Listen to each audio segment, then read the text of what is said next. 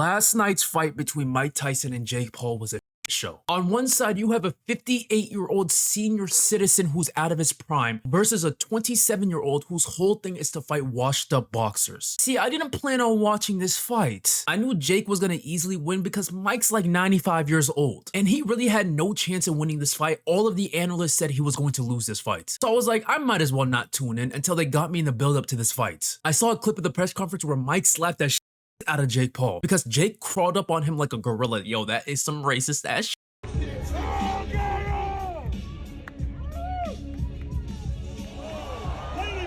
And I'm not gonna lie, that got me because who doesn't want to see Jake Paul get slapped out of? But then I came across the funniest clip and the most Mike Tyson ass clip where he talks to this kid who's interviewing him before the fight. Well, in your return to the ring for this fight, you are setting a monumental opportunity for kids my age to see the legend Mike Tyson in the ring for the first time. So after such a successful career, what type of legacy would you like to leave behind when it's all said and done? Legacy doesn't mean nothing. That's just some word everybody grabbed onto.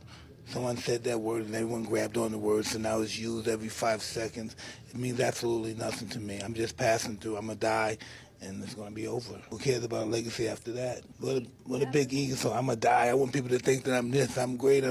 No, we're nothing. We're just dead. We're dust. We're absolutely nothing. Our legacy is nothing. Thank you so much for sharing that. That is something that I have not heard before, someone say that as an answer. Can you really imagine somebody say, I want my legacy to be this way when you're dead? Why do you want somebody to, you think somebody really wants to think about you?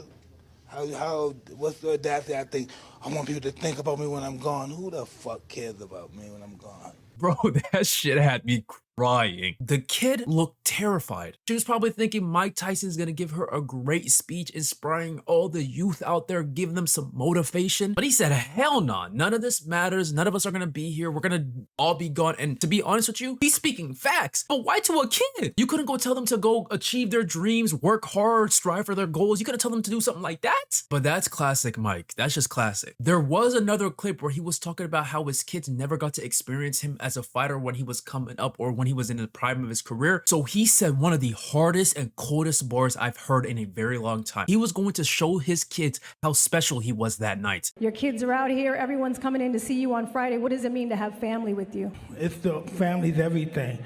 But my kids, to my children, I'm nobody. But that night they're gonna find out their father's very special. Man, Mike got aura. I can't lie, he got aura, but unfortunately, he got destroyed. I'm thinking the way Mike's talking, he got it. He's gonna come out here and shock the world. He's going to beat someone who is 31. Do I gotta repeat myself? 31 years younger than him. And if you don't know, most boxing events don't even allow an age difference of 10 years. There was a 31-year age difference between these two dudes. Yo, the most abnormal thing, and of course it has to be in a Mike Tyson fight. Someone was interviewing him before the fight and he kissed the interviewer on the cheek and then turned around and you could see his bare ass just sitting right there.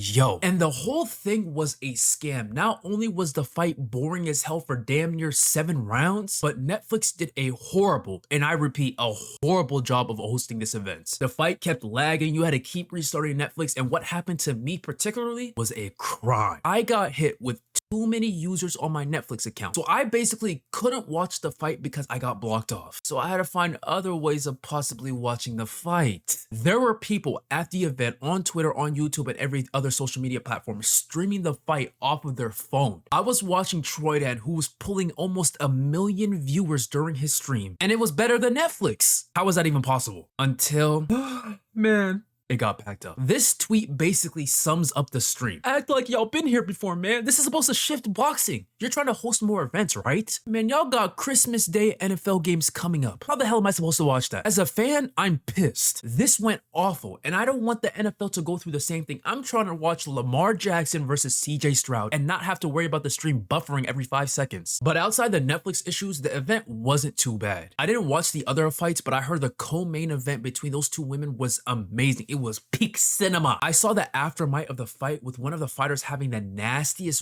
wound on her eyebrow. And I'm thinking to myself, how the hell is she not feeling pain right now? The adrenaline was kicking in that crazy? She was in the post-fight interview chilling with a big ass wound right here on her face, and she was just chilling, just in the ring talking her talk. But then the Mike Tyson versus Jake Paul fight started, and I feel like I was robbed out of my precious time. Someone stole from me. I need a payback. I need revenge. The fight started off a bit interesting. Mike was taking some shots. I was a bit interested. It was looking good. I'm thinking I'm gonna see Iron Mike Tyson, because if you didn't know, the last time Mike had a professional fight was on May 11th, 2005, where 39-year-old Mike Tyson lost by TKO in the 6th round. See, I was a toddler at the time, so I didn't get to experience this fight. But during this fight, Mike was moving a bit. He was throwing a few punches here and there. But then in the second round, he slowed down a bit. But after that, rounds 3 through 8, man, Mike wasn't doing a damn thing. He was basically a punching bag for 6 rounds. But that was to be expected. Mike is 198 years old. He's a senior citizen. Man, this is who Jake Paul fought. He doesn't have the endurance to fight the distance. I'm surprised he lasted this long. Pause. But watching this fight, it felt a little weird. I don't know how to explain it, but it just felt wrong to watch this fight. I'm not a boxing fan, so I can't really compare this to another fight, but watching an old man, someone who hasn't fought professionally in what, almost 20 years, go out there and fight someone who is 31 years younger than him and get destroyed, just didn't feel right to watch. And it's a damn shame to the boxing world. This is why I hate boxing, man. Not only do they put up shit fights, but they allow this to happen. This is like the school bully picking up on the smallest kid in the school, but the smallest kid was a professional boxer 31 years ago. This wasn't fair at all, and in hindsight, everyone knew that Mike was gonna lose, but it felt weird and it felt wrong. I don't really understand how to explain it, man. And you probably know what I'm talking about. Watching an old man who was one of the greatest to ever do it go out there and just get shamed. But you know he's only getting shamed because he's so much older than he was previously. Genuinely depressing to watch multiple rounds go by and Mike Tyson not throw a single punch. Yeah, Mike legit turned into a punching bag. He was out there getting abused. I'm not trying to give Jake credit here because, let's be honest, this fight was an absolute disgrace to the boxing world. Because Jake had heart for only one reason, and that's because he didn't lay Mike to sleep. And call me crazy all you want, but I could low-key tell he wasn't trying to hurt Mike. I feel like him knocking out Mike would do more harm than good, because if Mike Tyson got knocked out in this fight, he wouldn't wake up. Again, this is who he's fighting. At any point, did you start to take your foot off the gas just a little bit because you noticed he was tiring out? Yeah, definitely. But I didn't want to hurt someone that didn't need to be hurt. I don't know how you want to feel about that. This guy either had an excuse for not knocking out an old ass man, or he genuinely felt bad for him. And if he felt bad for him, then why the hell take the fight in the first place? Why set this up? The thing that had me most shocked was what Mike said after the fight. He was jokingly calling out Logan Paul, talking about he wants to fight him next. And Logan is out here acting crazy. Logan, I think he said you might be next. Motherfucker, I'll kill you, Mike.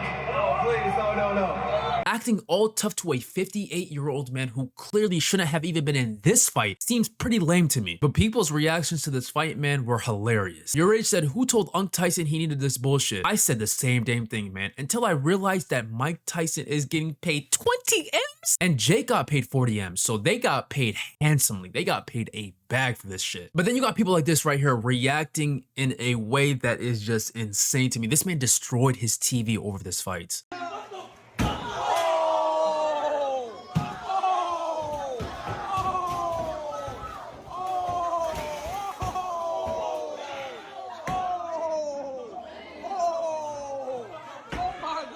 Bro, that is insane. I'm not gonna lie, I felt the same exact way and I almost did it. I wanted to destroy my TV because Netflix kept crashing until I realized I'm not trying to buy a new TV. But yeah, man, I can't wait to see the next Jake Paul fight. I heard he's gonna be fighting, is it the 81-year-old Joe Biden he's gonna see next? I don't know, we gotta see. But then in all seriousness though, you know he called out Canelo? He's trying to fight Canelo. Canelo is like 60 pounds lighter than him, but if they met in weight, I'm not gonna lie to you, Jake, you're going to get destroyed. And I also refuse to ever watch another Jake Paul event because it is the biggest waste of time. It's a scam, and I guess scamming runs in the family. But I appreciate y'all for watching, man. I'll see y'all soon.